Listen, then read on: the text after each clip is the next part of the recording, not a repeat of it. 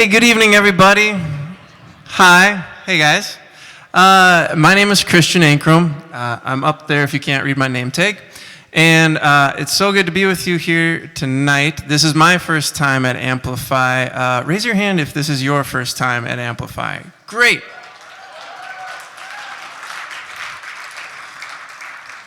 So you're all going to sing a song tonight. That's how we're going to do things. I'm singing one, then we'll just pass the guitar and do the best we can.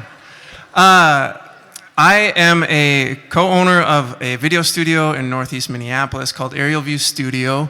I'm also the worship leader at Julie Ides Church, The Table, Minneapolis, which meets over at Bethlehem Lutheran in South Minneapolis. So it's a pleasure to be here tonight. With the theme being homelessness, I was this close to learning an Ed Sheeran song, and then I was this close to learning a Genesis song, and then I figured I don't know where we're going with the evening, so I don't want to get into any trouble. But one of the things that we talk about at the table a lot, and actually is one of our mottos, is "Beloved, you belong." And that belonging is a very core thing to what we do at the table and as followers of Jesus.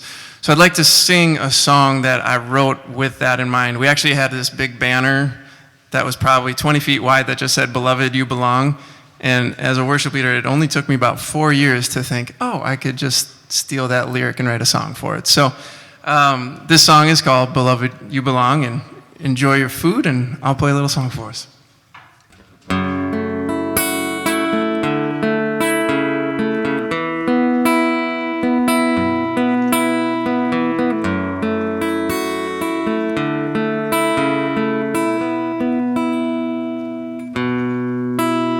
No matter the cost, you never gave up on us.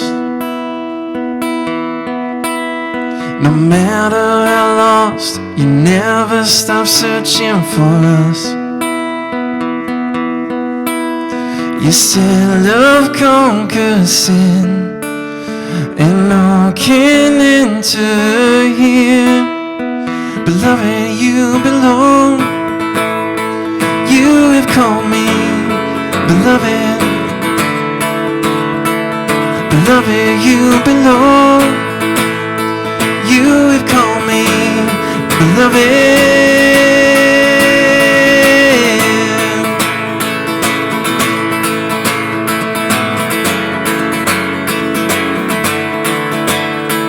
No reason to hide.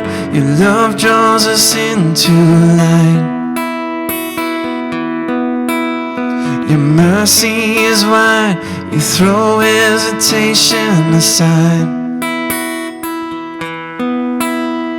Before we knew your love, you already told us, beloved, you belong. You have called me beloved. Beloved, you belong. You have called me beloved.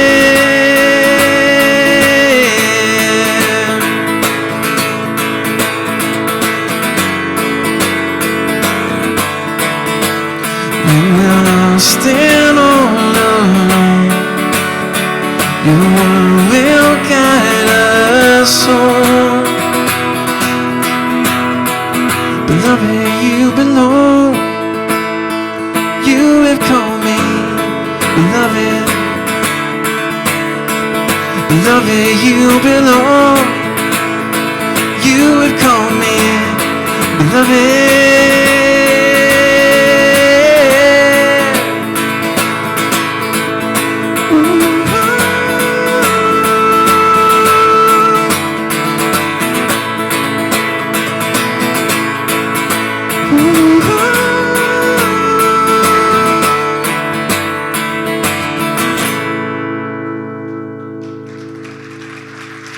Thank you. I don't have instructions, but I'm assuming that Julie's coming up to point this way and tell me to get off the stage. Perfect, okay. He'll be back.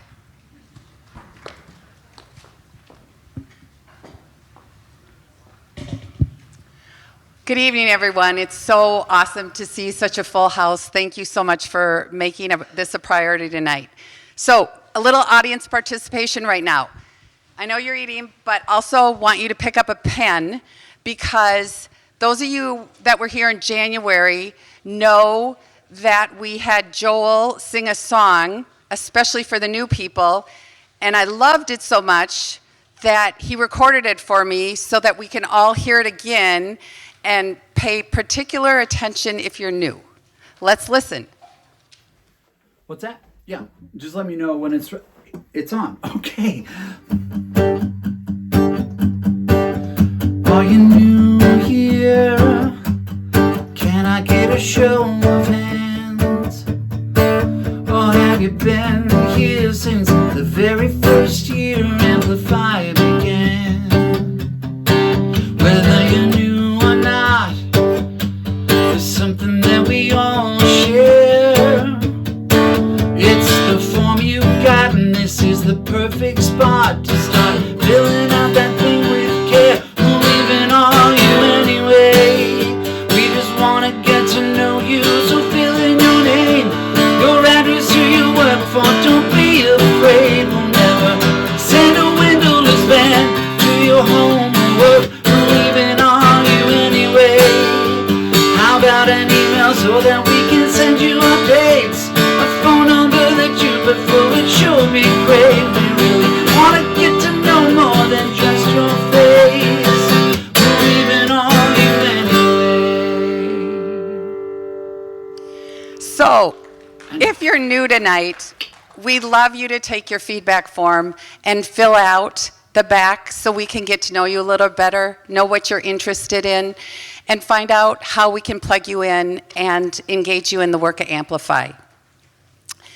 I also want to tell you, if you're new here tonight, you're not here by accident, but you're here on purpose, and we want you to participate fully. Your voice is important in this room, so when we get to the brainstorming sessions, don't sit back and listen.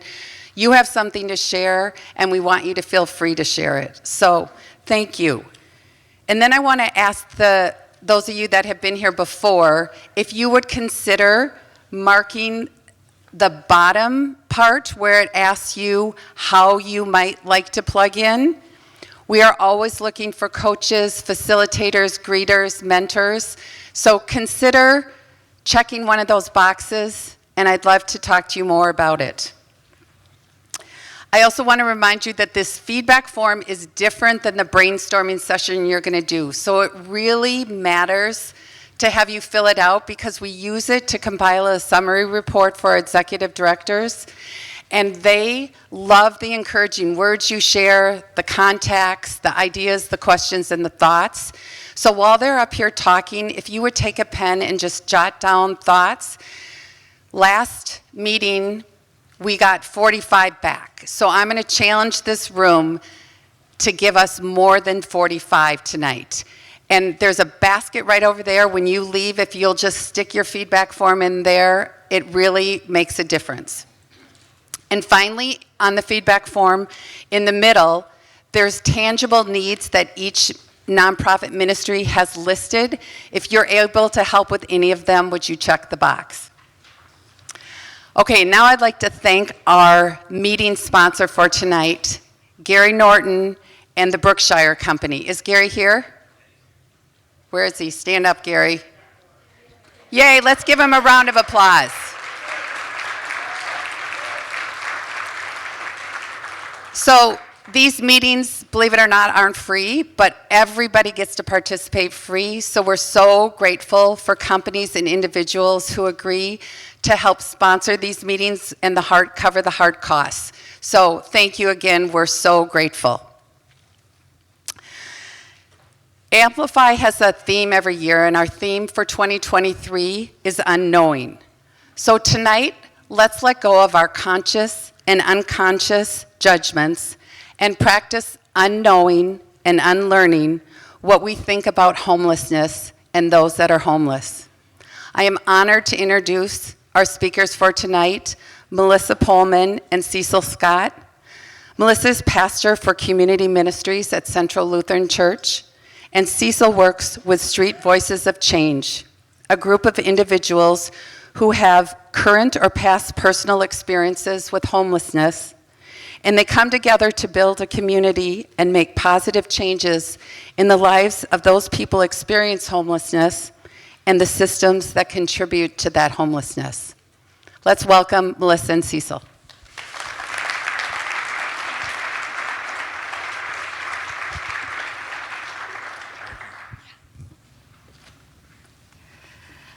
Well, thank you so much. It is amazing to be here tonight. And she already told you all the things about me I was going to tell you, so we're good. No, I'll just turn over to Cecil. My name is Melissa Pullman. I'm one of the pastors at Central Lutheran Church in downtown Minneapolis. This is a church that for over 50 years has walked alongside of folks experiencing homelessness and poverty in downtown. And how did I get there? Because when I was 8 years old, my mom taught me how to answer the phone. My dad worked really hard. He was trying to start his own business, and starting a concrete company in Upper Michigan wasn't easy. And my mom was the bookkeeper at home and at work, and not always did things match up. So my mom taught me how to answer the phone in case the mortgage people were calling. So I'd answer the phone, "Hello, can I help you?" And they would say, "Can I talk to your mom?" And I'd say, "Oh, she's not here right now." And they'd say, "Can you take a message?" I'd say, "Yeah, of course I can." And then I'd pretend to take the message and hang up the phone as quickly as I could, and then tell my mom. One time when I answered the phone and the mortgage folks were calling, wondering where their check was, I said, "Oh yeah, I can take your message." And then the guy on the other side of the line said, "And now read that back to me, young woman." That didn't go very well. So we grew up with two parents who worked really hard, but really was having a hard time making ends meet. I knew what meal we were having at home if we were out of groceries. We were eating that round bologna sausage. If we were eating that and fried potatoes with bread in it to make them stretch, I knew it was the last meal. So I also knew, though, that every time we went to church, people fed me.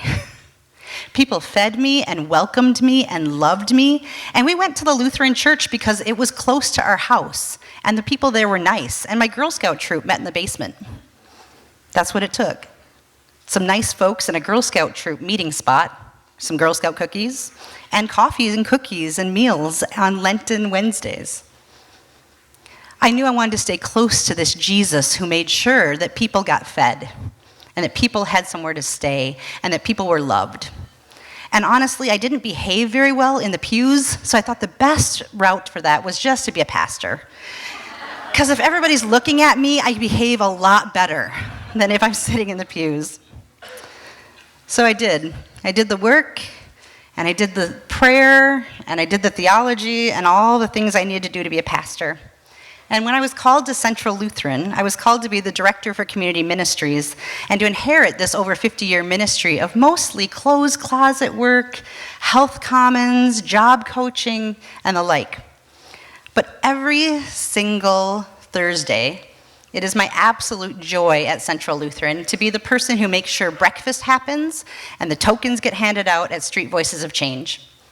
Street Voices of Change is folks with lived experience of homelessness working to change the conditions of being homeless in Minneapolis. And in my over 10 years at Central, I have learned that if you've met one person experiencing homelessness, that's exactly who you've met. You've met one person experiencing homelessness. Everyone experiencing homelessness has their own story, have their own background, have their own families, have their own cultures, have their own ways that they got into homelessness, and have their own hopes and dreams for ending their homelessness. If you've met one person experiencing homelessness, you've met one person. And we know there's some trends and some themes about who are homeless and when and why and how and what we can do to end homelessness. One of the biggest pieces that we see at Central is if that you are a youth or a young adult, most of those folks are homeless because they're LGBTQIA and that their families have said to them, get out. It's the vast majority of youth and young adults that we meet. We also meet folks for whom one bad night made them homeless for years. One missed paycheck made them homeless for years. We know that when folks become homeless, it's so much harder to get them out of it than it is to help them stay in their housing. So at Street Voices of Change, we gather together on Thursdays to find out from one another, what are we struggling with? What are we dealing with? Because we also know that folks who are experiencing homelessness know what they need to end their homelessness. They are the experts of their own condition. And so that's why I'm going to stop talking, because I want you to meet and hear from my friend Cecil.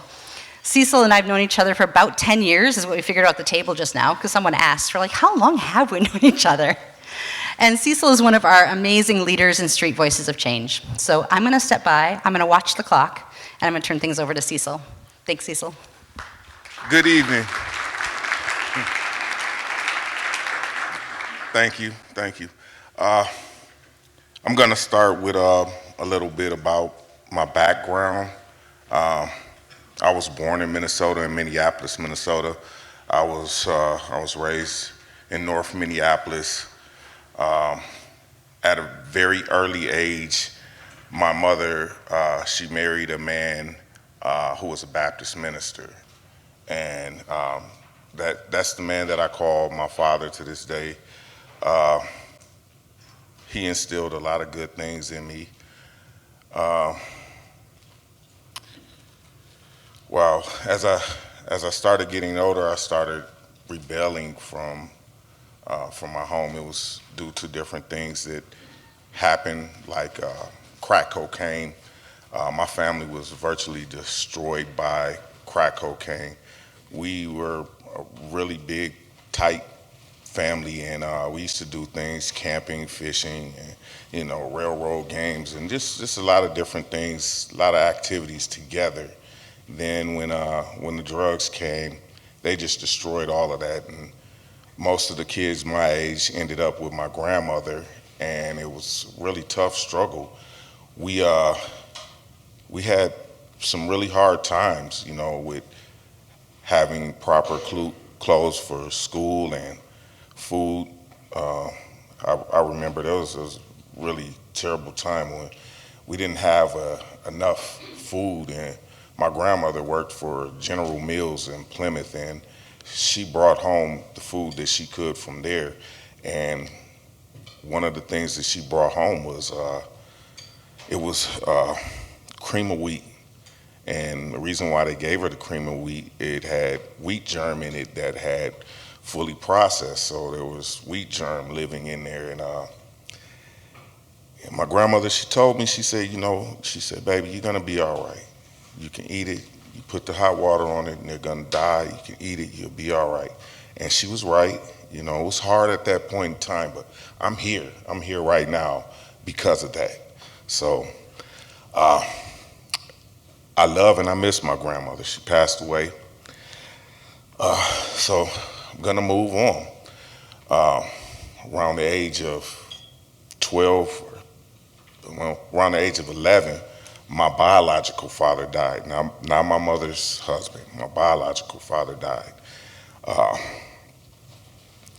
Maybe 2 to 3 years after that, my mother's husband, my father, died. A few years after that, my mother died. At that point in time, I had already been raising myself on the streets due to not my father, but my mother and my biological father's drug addiction. I had ran away at maybe 12 or 13 years old, and I was raising myself. So when my mother passed away at 17, I was already full grown into the streets, and I made a lot of bad choices. I bumped my head quite a few times, and took a lot for me to learn, that there was a better way and an easier way to do things in life and earn a righteous life. So I'm gonna move a little bit further. I was in my 20s, and I had a really, really bad relationship that lasted into my 30s. And after that breakup, I chose to be homeless. Went out into the streets, didn't really even know how to be homeless. A lot of people may not understand that you have to have a knowledge of homelessness to be homeless. I did things like I slept in the park, I slept on the city bus or the train when that came. You know, I didn't know how to be homeless. I didn't realize that there were shelters that you could go and sleep in, and I didn't realize that there was places that would feed you. So my street survival skills helped me get hotel rooms and feed myself until I did learn those skills. And let's see here. During my time when I did learn about the shelters and things like that, I lost a lot of love from my family. You know, some people just felt that I was far more intelligent than I was acting, which in some cases they might be, but you know, when you're in this struggle, it's a lot of fear and a lot of rejection. And so a lot of times you won't even want to ask for help. So moving on, I met I seen a flyer. It's a flyer said breakfast and free bus tokens. Come to our meeting. It was like one of the first Street Voices meetings, and I solely went there just to get the meal and the bus tokens. But as I was sitting there eating, I'm listening to what they were talking about, and I started getting involved with it, and I started seeing that there was other people like me, and they were wanting the same things that I was wanting. I didn't want to be homeless, but I didn't have any plan, and I started out not even knowing how to be homeless. So I started participating more and more in this group, and during that time, I also was going to college at the technical college in Brooklyn Center to become a machinist. I had a job that wasn't really paying that much, but it was supplying me with what I needed at that point in time. And then the minimum wage went up to like $9. I was getting like $7.25 or something an hour. So they fired my whole department. They didn't fire us. They said they laid us off, but it was a permanent layoff. So now I'm homeless. I'm in school, no job, no income. And I just was like feeling lost and wandering the streets and not really having a focus or a plan to do anything. And during that time, I experienced a few things. Well, I eventually did get another job working with a temp agency. And one morning I was going to work, and I seen a man get murdered. I was maybe 30 feet away from him, and a guy walked up behind him and shot him in his head. I'm going to eat breakfast, and I see a man get murdered right in front of me. I watched the man fall to the ground and take his last breath.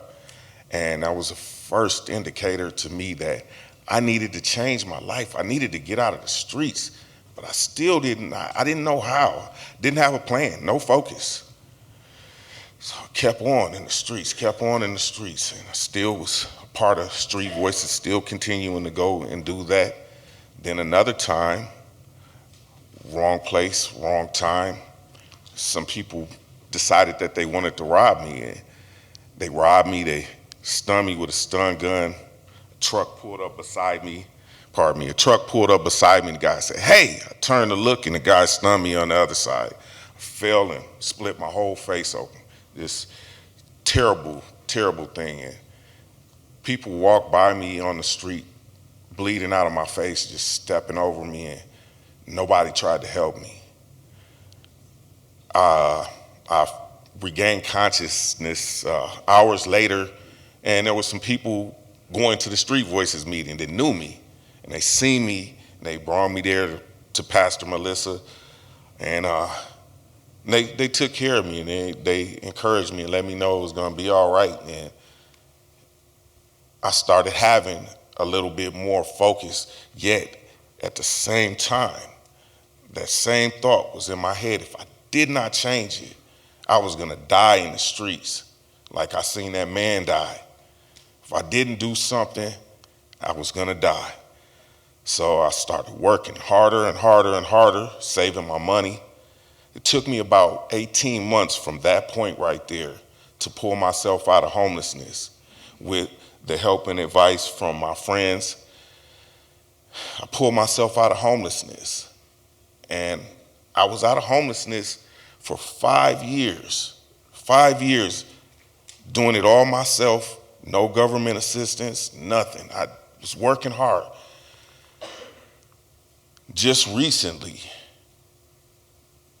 my landlord came and gave me a notice of removal.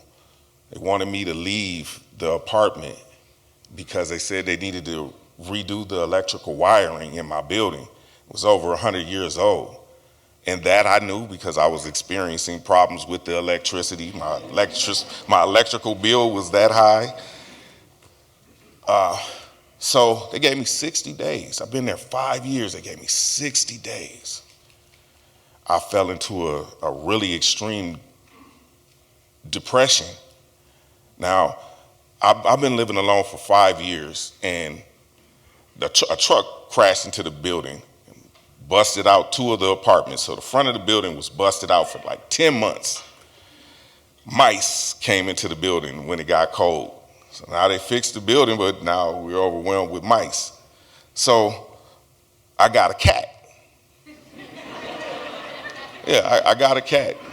I got a cat. She was 4 months old. She's my baby. She's such a precious animal. You know, she loves me. She waits at the door for me like a puppy, you know. I named her Sticky McSnickums. she AKA Sticky, you know. I mostly call her Boo Boo. She don't even answer the Sticky. She just answers the Boo Boo.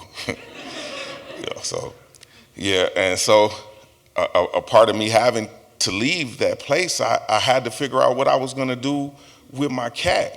And it was breaking my heart because I can't be homeless with my cat. I can't allow my cat to be in this situation. I may be able to do it, but the cat is not gonna be able to do it. And I don't know if you can understand the bond that I have with my cat. It was really hard. So in this 60 days, 30 of those days I spent in extreme depression, and most of it was trying to figure out where I was gonna place my cat. How was I gonna keep track of my cat and make sure my cat was safe? And it's even hurt me right now, but she's safe.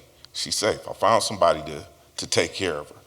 But during that 30 days of my depression, I just sat and I thought to try and figure out what my problems were, what was causing this. And I found out that it was the control that was in my life. It was too many people had control of me. My job, if I didn't go to work, I don't eat. Don't pay my bills, my rent. If I don't pay my landlord, I gotta go. It's too much control. And so once I figured that out, I realized that I had fear of these things. I had fear of losing my job. I had fear of my boss saying, oh, you can't come back. And same thing with my landlord, you can't come back. So I started trying to figure out my fear, and I realized that my fear is not even real. It's my mind, it's my imagination creating something that doesn't even exist.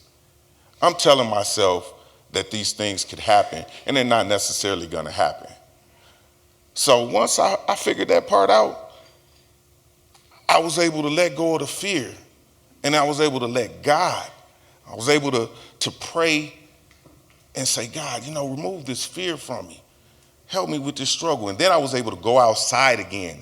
And once I started going outside again, I was able to communicate with my friends and the people who love me. And I realized who cared and who loved me and how I could change myself again. So then I was like, okay, so now I understand this situation. God has put me through this homelessness again so I can learn something that I missed the first time. And maybe I can help somebody else in this homeless situation. And so that is exactly what I've been trying to do, and thus far I've been being pretty successful at it. You know, I just want you all to know and understand that every homeless person is not the same. We all have different situations that put us here into homelessness, and we all have different lives and different things that we're gonna do and live. And please don't be judgmental.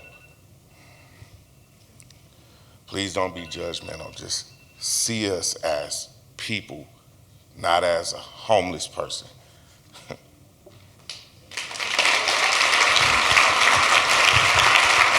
Thank you all.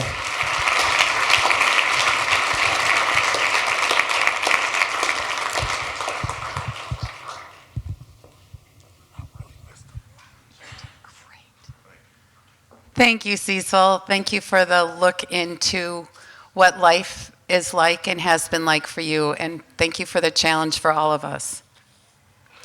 And now, before we hear from our ministries, we always like to pause and listen to how Amplify has impacted the life of a partner or the life of a ministry director.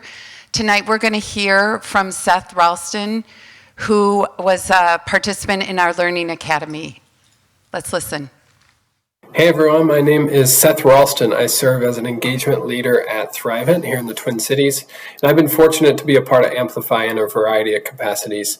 Starting back in 2018, my nonprofit I was working for even got to present at one of the meetings, and then back in January of this year, Thrivent was fortunate to sponsor the January meeting. I also, probably the most impactful experience was going through the Learning Academy back in 2020. Unfortunately, it was during COVID, so it was all online, but it was still just such an impactful experience for my leadership ability, going through my young career, and just learned a ton. We covered topics like priority setting, clarifying our mission and our model of how we do things, marketing, team building, and so much more. It was just great to learn from leaders throughout the Twin Cities. And it was also great to just meet other people. In my role now at Thrive, and I get to work with nonprofits, and so many of the people I met through the academy, I still try to keep in touch with. And so it was just great to go through similar experiences together, learn from each other, and just build those relationships in just unique ways. And so I want to give a huge shout out to Julie and the team for putting on such an amazing experience. This academy is impactful for so many people. And then I want to thank you guys for those in attendance at the meeting tonight. I've been there. I know the impact that those opportunities to present have, and your wisdom is just goes a long way for these nonprofits. And so just want to say thanks. And if you or someone you know is in a nonprofit leadership role, highly recommend going through the Learning Academy. So be sure to sign up or learn more there at the meeting tonight. So thank you guys and enjoy your time.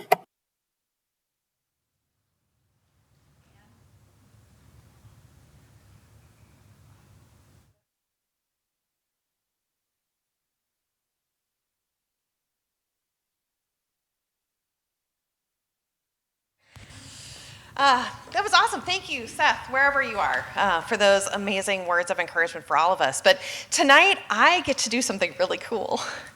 I get to share with all of you two amazing people who have just a beautiful vision. Chris and Rachel residents are here tonight to share their story of Allos Ministries. And I don't want to steal their thunder or share any of their background. I'll let them tell their story. But I want to share with you how I have been impacted by getting to work with them for the last 2 months, really, in preparing for tonight. So my background is in communication and change management and human resources, so I like a good storytelling. But I will tell you that Chris and Rachel's story challenged me to think about how I live out my faith every day and those opportunities that we are all called to lead in to the opportunities that God has called us to serve in. So with all of that, I would like to encourage you all to open your ears, but more importantly, open your hearts to hear the story of Chris and Rachel as they share the story of Allos Ministries.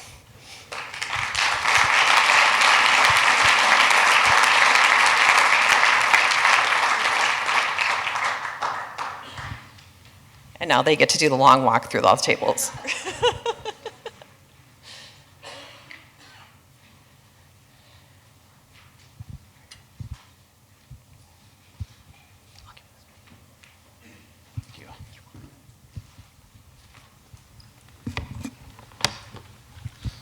All right, well, thank you for the introduction. We're super excited to be here.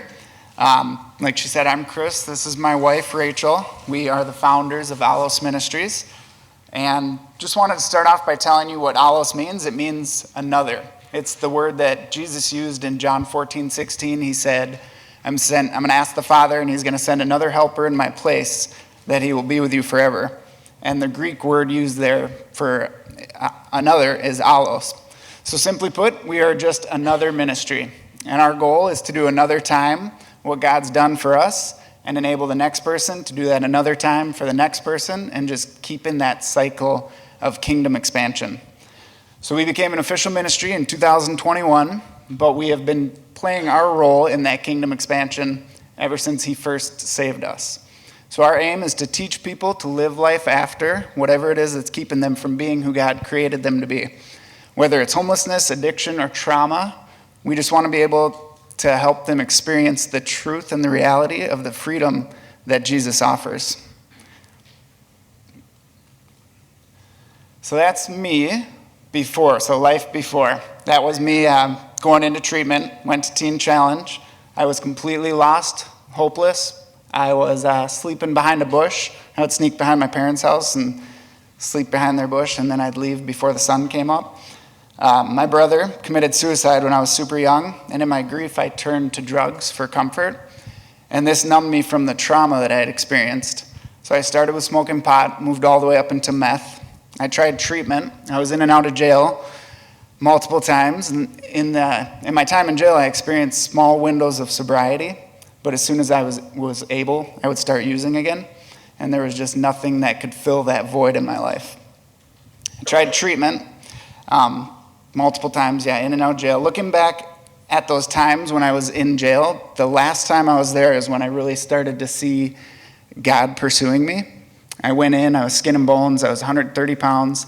I couldn't get out of bed, would just lay in bed in jail. And every time I would come to, there'd be a sandwich under my pillow. And the guy next to me, he just said it looked like I needed it more than he did.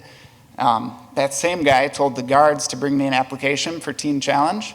So they brought me that. I didn't know what Teen Challenge was, but I filled it out. And that's when I really started to see God chasing me down. Teen Challenge eventually came to get me. They picked me up from the hospital that same day with that picture. Got my nose broken. Someone punched me. Ended up there, and they were waiting for me when I got out. So I left my hometown with an extra towel and a pair of shorts and never looked back. So at first, getting into Teen Challenge, I was skipping programming. I was snorting lines in the bathroom, not participating in the program. One of the counselors just told me about the baptism of the Holy Spirit, recommended that I go through with it. He gave me some homework, told me to research it, see if I believe it, see if I want to go through and experience that. Said if I'm going to try this Christian thing, I might as well go all in and do this. So I was baptized in the Holy Spirit, and instantly in that moment, completely set free and healed from my addiction.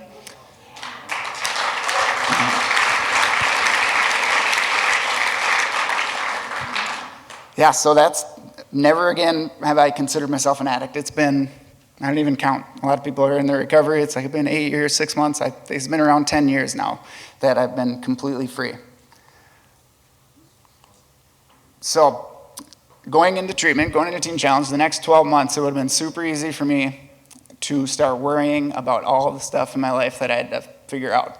Would have been trying to plan my future. And that would have even been the right thing to do in the perspective of the world. I had absolutely nothing in my name. I had no license. I had no car. I had no family in the area. All my bills and debts were in collections. I was on felony probation in multiple states. I had prison time hanging over my head. But I was able to cling to this verse, seek first his kingdom and his righteousness, and all of these things will be added to you. And if he can set me free instantly from a 10, 15-year addiction, then he can definitely come through on his promise to provide. And that's what he did. One promise after the next, one prayer after the next. He started coming through, starting with how I met my wife here. So on my 20th birthday, I gave myself a challenge to try to eat 20 donuts because I was turning 20. And I brought that box of donuts to visit a friend who was also in the program at Teen Challenge at the time. And unfortunately, I was not able to complete that challenge of eating 20 donuts. So I passed the box of donuts off to a guy who I thought kind of looked like he needed some donuts. And it turns out I ended up marrying him a year and a half later. Right.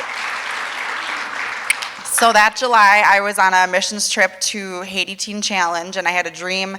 I was dating that same donut guy who I actually didn't know at all. I just remember seeing his face and heard the name before. And so when I got back to the States, I contacted my girlfriend and told her I felt like I needed to meet him. And the same week that we met, Chris also prayed that God would bring someone into his life. And 6 months after that, we were engaged, and 3 months after that, we were married. A week before we got married, we were able to close on our first house in Shakopee, a cute little rambler. I was delivering pizza at the time. He was a kitchen cook for $12 an hour, and there was really virtually no reason we got approved for a home. Shouldn't have happened. Zero credit, I mean, terrible finances. Yeah, it was, but we got it.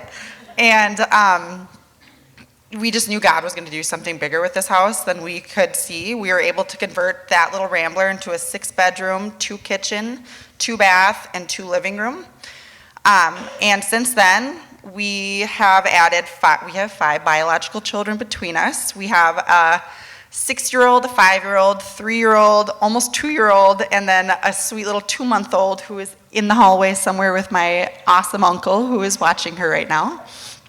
And recently we had the awesome opportunity to take in a little 4-year-old girl named Ruby.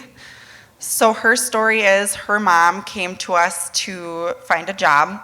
She came to one of our Red Savoy Pizza locations, and Chris knew she was on drugs, but wanted to give her a chance because he felt like God had a purpose for her, just had that tingle in him that she needs to be there. Fast forward, she ends up getting in trouble, and through opportunity employment, she worked for us for about 5 months before she got in trouble. Ended up going to Teen Challenge, but when she gets out, she'll be able to manage one of our pizza places, and that's kind of what we're doing with opportunity employment. So we currently own 3 restaurants. We own Red Savoy Pizza in Shakopee, Eden Prairie, and Chaska. And we're hoping her mom will complete the program and be able to help us out there. Yeah, so that's just a perfect picture of the mission of Alos. So the mission is to bring another level of purpose and living to those who are weary from the burdens of life, to walk with them and work with them so that they can learn to live freely with a foundation in Christ. So we don't want to have any barriers to the people we can serve. And if there's a burden in life, whether it's big or small, mine was addiction, let's teach people to detach it from themselves and set it down. And just like Jesus took my addiction, he can take away the burden. And when people can let go of that burden and learn to stay free and develop that foundation, now they can be filled up with him and start to build that foundation on solid ground. So with that mom and daughter, that's the perfect thing that we're doing right now is she's in Teen Challenge. She can do it. She doesn't have to worry about anything going on outside. She just has to worry about herself and her relationship with God. And when she gets out, she's going to have a house, a job, and her daughter's going to be well taken care of while she's there. So we've been uniquely positioned with all these opportunities, one after the next, that enable us to love and serve the people around us. So like she said, the month I graduated Teen Challenge, I was making $12 an hour at that first pizza place, Red Savoy Pizza. 10 months after that, we got approved to buy the house. Again, shouldn't have been approved right away. We talked, we're like, God is doing something here. There's no reason we should have this right now. He's doing something, and we're gonna keep this. We're gonna use it for something. And that house became the first official opportunity home. 4 years after this, the owner of Red Savoy Pizza sat me down, and he's like, I was just talking to my wife, just wondering why in the world did God have me buy this place? I think God had me buy it to sell it to you. And I said, I couldn't agree more. Let's do that. Let's move forward. So we did, and that paved the way for the first place for opportunity employment. So a place where we could teach people, train people into the people who God intended them to be, and people that any employer would be lucky to have, just like that guy up there on the screen. So that is Matt. He lives in our house. He moved into our first opportunity home about a year ago. And so when he came to us, he was addicted to heroin, jobless, had nothing to his name. He also overdosed 12 times prior. He lost a girlfriend who was pregnant with his baby to an overdose, and he also had to be revived twice. He came in, like I said, hopeless, didn't really know what to do, started working at one of our Red Savoys and worked his way up, and now is currently managing our brand new Chaska location with 20 employees under him. He's been sober for over a year now. Last summer, he was baptized at Hosanna Church and is currently being mentored by their campus pastor. Yeah, it's so awesome, whole new creation now. And through Alos, we were able to help him get his license. He has a car now. He has a therapy dog. He has a bearded dragon. And he likes animals. See, there's Matt. There's Bobo. You have Boo Boo, and he is Bobo. She's the house dog. She kind of watches over those guys over there. And truly, he has been able to live life after and learn how to do that in a healthy way with a healthy community surrounded around him. So that brings us to where we are today. We are in the business of teaching people how to live life after. We currently have one active opportunity home with 6 men on a waiting list, with 6 men living there with a long waiting list to get in. Each resident is currently working through a personalized renewal plan, attending a weekly Bible study, and meeting with a mentor. They're required to also volunteer 5 hours a week at Heartland in Shakopee, which is also connected to Hosanna Church. And like I previously mentioned, we own and operate 3 Red Savoy pizzas, Chaska, Eden Prairie, and Shakopee. We have 5 more territories to open in the next 6 years. We employ 60 employees, and 15 of those are experiencing homelessness. Yeah, so when we were living in that first opportunity, the first house that became the opportunity home, and we knew that God was doing something, and we got this restaurant through the guy literally said, I think God had me buy it to sell it to you. So we knew God was up to something. So through much prayer and asking him what he's doing, he gave me a number. He just said 8, and 8 is not significant to me. It's not a favorite number. It means absolutely nothing, so I knew that was him talking. And he said 8 restaurants, 8 houses. So I called the CEO of Red Savoy Pizza. I said, I want to buy 7 more territories. And he told me the price, and I'm like, all right, well, that's a good dream for me to hold on to. We'll get there one day. He loves what we do and how we treat people, so he actually made it work, which is just crazy. He made a plan with us, so we were able to purchase the 7 from that phone call conversation, and so we've got the area development agreement for 8 total stores. So just like that, the first 8 restaurants were set into motion, and just another thing that shouldn't have happened. Then in October of 2021, got an email from a Scott County employee, said he wanted to meet, hear about Alos. So we got together, we chatted, he loved it. We said goodbye. A couple weeks later, he said, my boss wants to meet now. So we went and chatted, him and his boss, and she loved it. She's like, yeah, we have money, we want to give it to you, or we want to give it to people so we can help this. We all have the same goals, but government's not the answer. So that was that. She said they have money, maybe we could use it. And then I got another email a few weeks later. They wanted me to come into the government center and meet with more government people. So we went and met with the commissioners, and a big table of 10 other people shared the vision. And then they tell me they have $1.5 million to use to help people experiencing homelessness in Scott County. And then they're like, why are we talking to Chris though? Let's talk to other people. Why are we just sitting here talking to Chris? So they opened up this big long year discussion with nonprofits and churches and businesses and just anybody who's got a hand in the issue. After that full year, that went on the whole year of 2022, these roundtable discussions on how we could best use this money to help homeless people. At the end of that, they decided to award Alos Ministries with the full $1.5 million.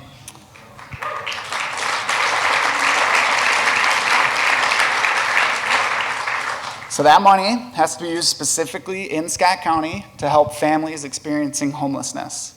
So by the end of 2023, we plan to have 3 properties. 2024 we'll be at 5 properties. 2025 we'll be at 8 properties.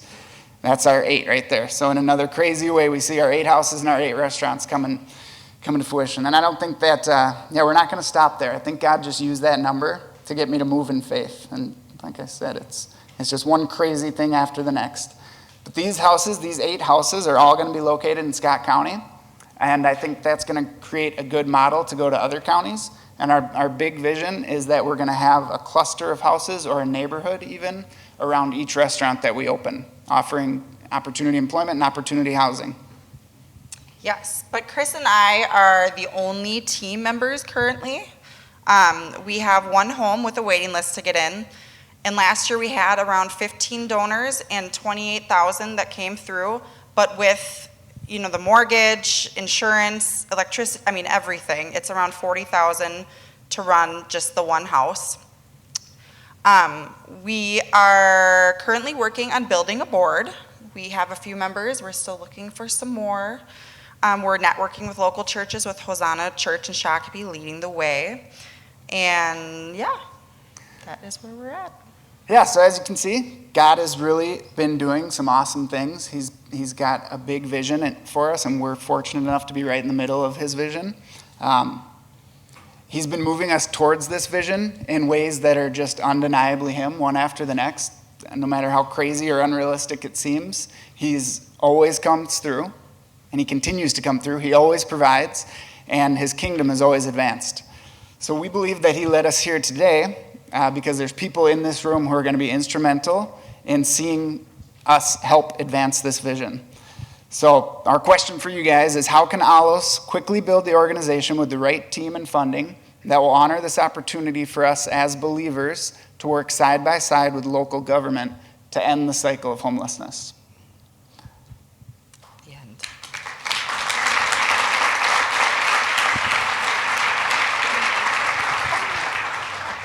Okay, I'm going to take a couple questions, but before I do that, I just want you to know they're really supposed to be standing up on this stage because the ministry that was supposed to be presenting tonight, way back when we start the coaching, had to cancel. And so I was quickly scrambling and trying to figure out who was a good fit. And Tony had introduced me earlier to Chris. So I pick up the phone, I dial Chris answers. I said, "Hi, it's Julie Eide. Do you have a couple minutes?" He goes, "Sure, my wife is giving birth to a baby, but we're right in the middle of things, so it's fine." I was just sitting in the 5, chair. yeah. She was in the bed. We were good. Yeah. So I said, maybe this isn't a good time, and maybe it won't be a good time. No, it's going to be a good time. We'll have it all under control. So anyway, couple minutes to couple questions. Raise your hand, and they'd be happy to answer. I know there's questions out there. Come on, you guys. Yes. So you've got one restaurant open today, right? 3 restaurants. And are they profitable? Yeah, they're profitable. I mean, it's been crazy times with COVID. We came back from that. We lost some sales to catering and dine-in from that, but So now you have 5 more that are open. Will you be able to pay yourselves for the profits of running 8 restaurants? so that is the big vision, and that's why we believe God said 8 and 8 is because we want the ministry to be fully funded by the restaurant. As you can see, we had way less money coming in than was needed. So Red Savoy has fully funded Alos and created Alos. That is my job. I don't get paid. No one gets paid within Alos. So my job is basically running the restaurants. Yeah. Yes, Dan. What can your grant be used for? It has to be used to purchase the homes. And then Heartland is going to be our partner in renovating the homes. So we're going to buy these houses. We're going to have Heartland go in, turn them into homes. And so there's a certain amount of money set aside for the renovations. But that's it. So no programming, nothing else. Just the purchase of the homes and the renovation. One more question? Yes. Is there a chance that the homes can be self-funding or at least break even? Is that your hope? That the homes themselves can get to a point that as people move in, they work and they break even? Yep. So it is required because we have these places that people can work, so you can't live there and not work. If, we have a job and we're gonna work with you as much as it takes to get you to be successful in that. The houses from Scott County, they're not gonna have a mortgage on them. So right away, we're gonna have just a 30% of your income goes to rent. So if they're making $200 a week, it's just 30%, whatever it is. So, yeah. Awesome. Thank you so much, you guys.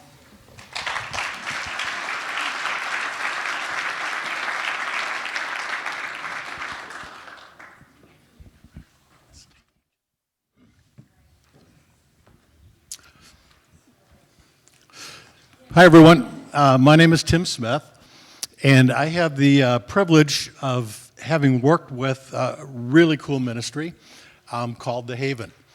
And we had an arm wrestling tournament here with the 3 coaches. I know we're supposed to be really mature as coaches, but we all wanted to introduce The Haven. I won, but that's because the other 2 coaches are out of the country here. So, but I think I won. You're gonna love what you see and what you hear from seeing the ministry. It's a great ministry, beautiful heart behind it. You're gonna be amazed at how much they've grown in the 3 years from the inception of the concept to where they are right now. But you're also gonna feel the passion and the commitment. And I'll introduce Jenna, I just did. But Jenna and her other 2 co-founders had this passion for about 3 years. Prior to that, they worked with Young Life, and they ran into kids who were homeless.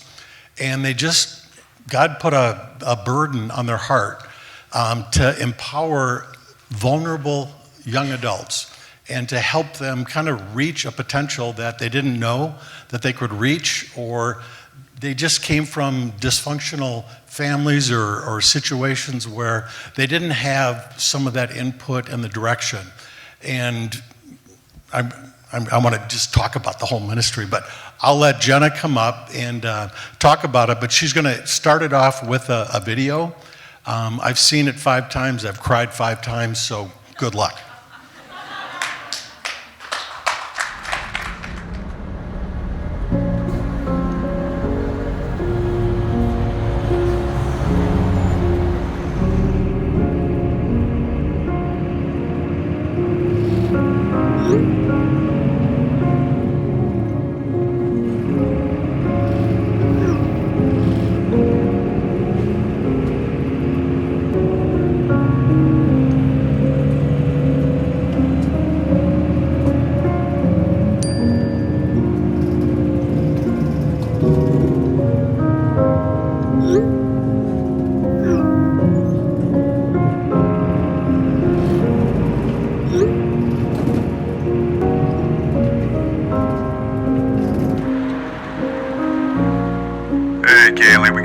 Asking about available apartments. We do have a 1-bedroom available for $1,100. You can apply online. There's a $50 application fee, and we require a credit check and proof that your income is at least 3 times the rent amount.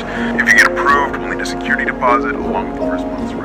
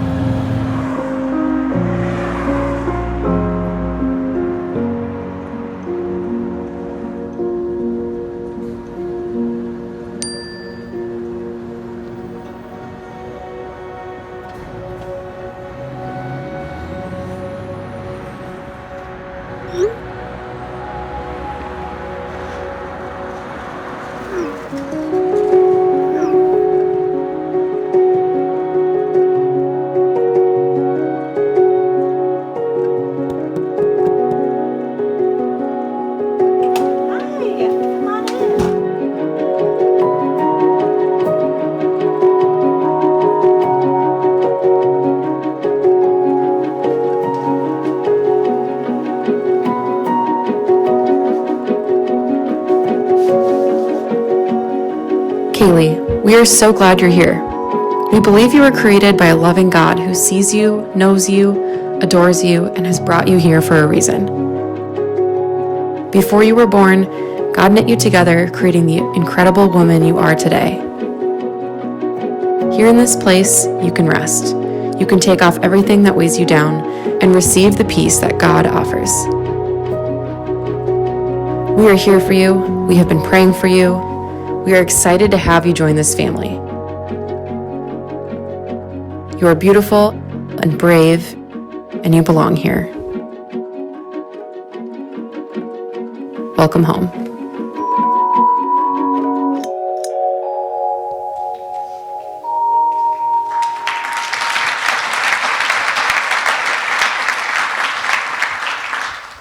Hi everyone, my name is Jenna Liebert and I am one of the co-founders and executive directors of The Haven.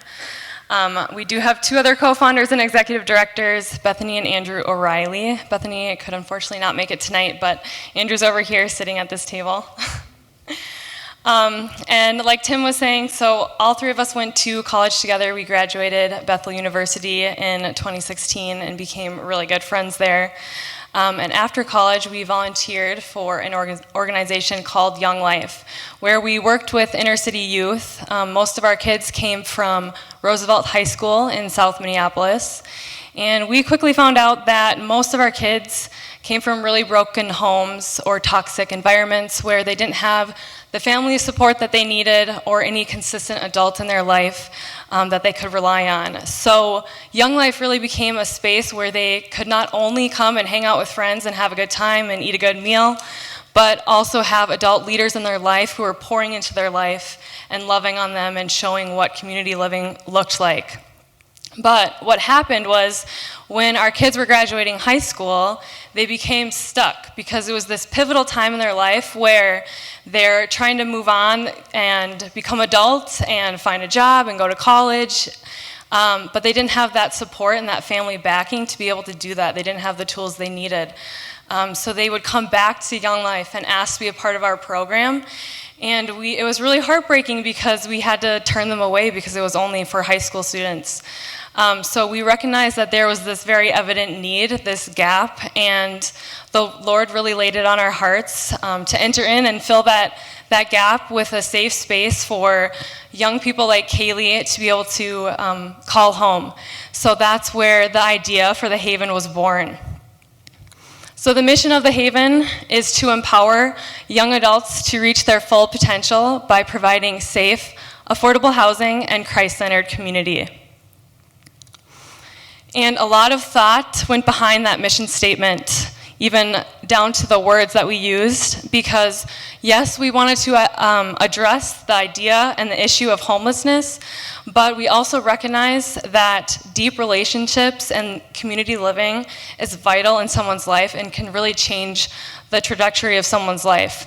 And we wanted The Haven to be a part of that. So if we were just looking to get people off the streets, we would have bought a building with 100 beds, but instead we bought a single family home with 3 beds for 3 young women to live, because we really believe that embodies a healthy family and a home. And so each young woman at The Haven is deeply known with the goal for them to really know their true identity and worth in Christ and have a personal relationship with Jesus. So this is just a quick timeline of how we started and where we're at today. Again, the idea was born 3 years ago, back in July of 2019. I hope you guys can see that. Yes, back in July of 2019. And we were an official 501c3 approved nonprofit in May of 2021, with our initial goal of raising $60,000 met in a couple months later in July of 2021.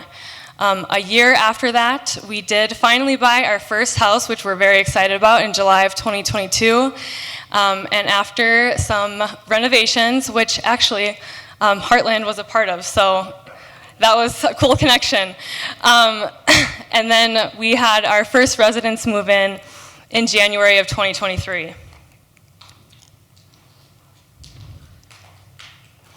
Yay. Thank you.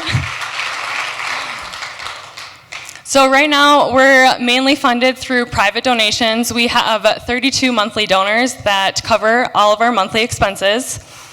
We do host 2 annual fundraising events, our gala and our 5K race, and both have been very successful. Our gala sold out at over 200 people last year, and we even had people come up asking if they could still attend even though we were at capacity, so that was pretty cool. And then we do also have 1 corporate donor who gives individual gifts as needed. This is just a quick highlight of our financials. So we have our monthly expenses there on the left-hand side and monthly revenue on the right-hand side. And then we have our annual totals at the very bottom there. So as you can see, our annual expenses are over $29,000, and our annual revenue is coming in at over $43,000. The difference being which it is a net profit of just over $14,000, but we don't have any paid positions at this time. So how we're set up practically, we're currently housing young women in need between the ages of 18 and 25. Again, we're really focused on a relational model. So we do have a house mom that lives on site on the property. She actually has her own mother-in-law suite. And she is really there to provide additional support and encouragement to the girls. She hosts weekly office hours where they can come and meet with her and talk about what's going on in their lives and really talk about any needs at that time. She also helps us host our weekly house meetings. So myself, Bethany, and Hannah is the house mom's name. Host these weekly house meetings where we sit down and have a meal together to embody that healthy family. And then we're also going through a Bible study. We're going through the book of John right now. And then we pair each young woman with an individual mentor. And really that's to talk about their passions and what they want to do in life and set goals for themselves. And so between Bethany and myself and Hannah and these mentors, we're really pouring into them and loving on them and showing them what a true Christ-like community can look like. We're also partnering with other people in the community and nonprofit organizations to come in every other month and teach what we're calling life skills classes, ranging from college prep to meal planning to cooking classes. And really we want to teach these young women the skills they need to take with them once they leave the Haven. Again, we have that affordable housing piece as well. So each young woman is required to pay a monthly housing fee of $300 a month and cover their portion of the utilities as well. And this was to really teach them the responsibility of paying their bills on time so that they would have that practice and diligence in place once they leave. So we have a 2-year program with 3 separate phases. The first phase being our shortest phase, which is onboarding. And this is really when the young women move into the Haven. They're getting acclimated to the space and to their roommates. They're meeting their mentor for the first time. They are securing a job if they don't already have one. And they're not required to pay the monthly housing fee at that time. Then we move into the bulk of our programming, which is an 18-month stint. And this is where they're continuing the life skills classes, they're attending the house meetings, they're meeting regularly with their mentor, and they're setting goals for their life. And this is really where they're learning to live on their own as adults. Then we have the third and final phase, which is the transition period, and that's really just looking to life outside of the Haven and what that will look like. They'll meet with Hannah, the house mom, and sit down with her and talk about their housing needs and any other additional support that they might need once they move out of the Haven. So again, this is the team, myself, Bethany, and Andrew. And I have outlined our roles and responsibilities on the left-hand side there. And as you can see, we're all working together on all of these, which is a current and immediate pain point of ours. So all 3 of us do have full-time jobs outside of the Haven, and we're doing the Haven part-time and are not currently getting paid. So how we're operating right now is not sustainable. So we do have a growth mindset for the Haven and a vision over the next 3 years here. We would love to create a leadership structure that clearly delineates roles and responsibilities. We'd like to have sustainable financial backing where we would eventually be able to pay a full-time employee.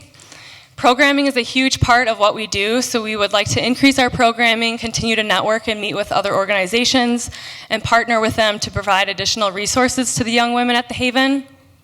And then we know that this work takes a village, right? So we want to acquire and retain a large volunteer base because eventually we'd love to serve between 20 and 30 young adults, both young women and eventually young men. So again, we really believe in this mission. We've seen firsthand how broken homes and toxic relationships can really cause a person to get stuck, and we believe that the Haven can enter into that space and provide community and show these young adults their true identity and worth in Christ and help them live a life full of purpose and everlasting love. So, given our immediate pain point and this idea for growth and our vision for the future, we would love for you guys to partner with us and come alongside us to help us devise a near-term process and strategy to move from our current state to a sustainable, growing ministry. Thank you.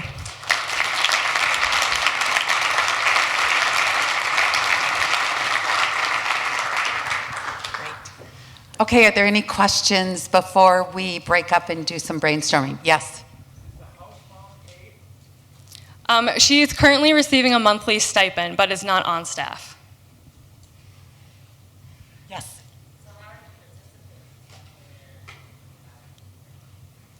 Most of them work part-time while either going to college or they work full-time. So they'll be paying with the money that they earn from their employment. And we'll be helping them secure those jobs if they don't already have them. Other questions? Yes.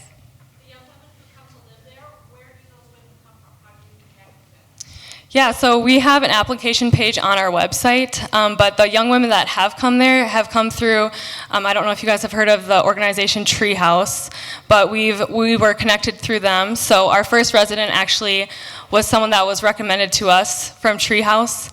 And then the second resident was also word of mouth, so we go to City View Church in South Minneapolis, and someone connected us through there. But we also have reached out to other organizations and have an application page on our website where people can search and apply online. Steve? You guys have a board of directors, and how big is it? Yes, we do have a board of directors. There are just 9 of us, including Bethany and Andrew and I, and we meet bi-monthly. So every other month we meet at City View, actually.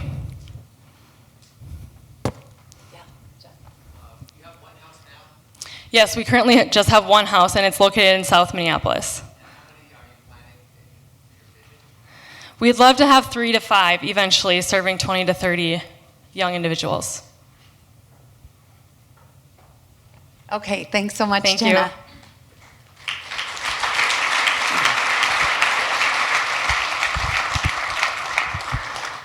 you. Okay, in just a minute I'm going to put you to work, but I'm going to give you a few directions because there's lots of people in the room, and so it might look like it's going to get a little messy, but that's okay. We can do messy, right?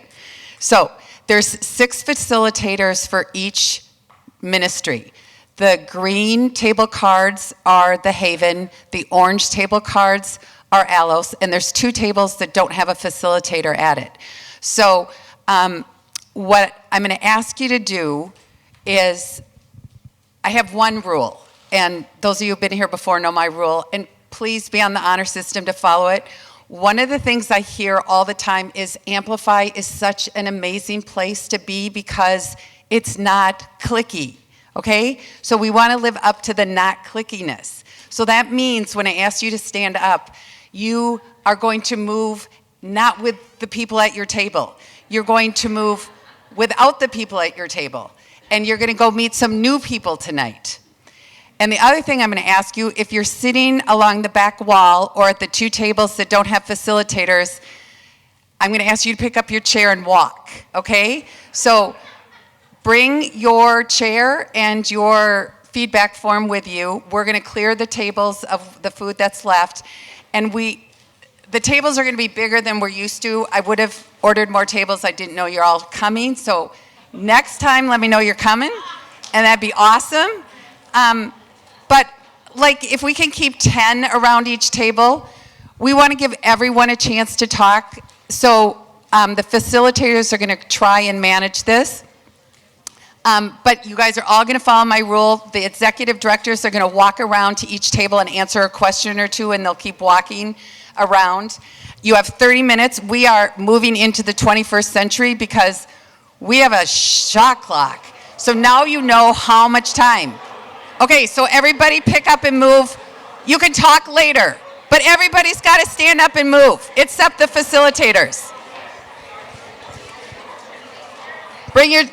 If you're at a table,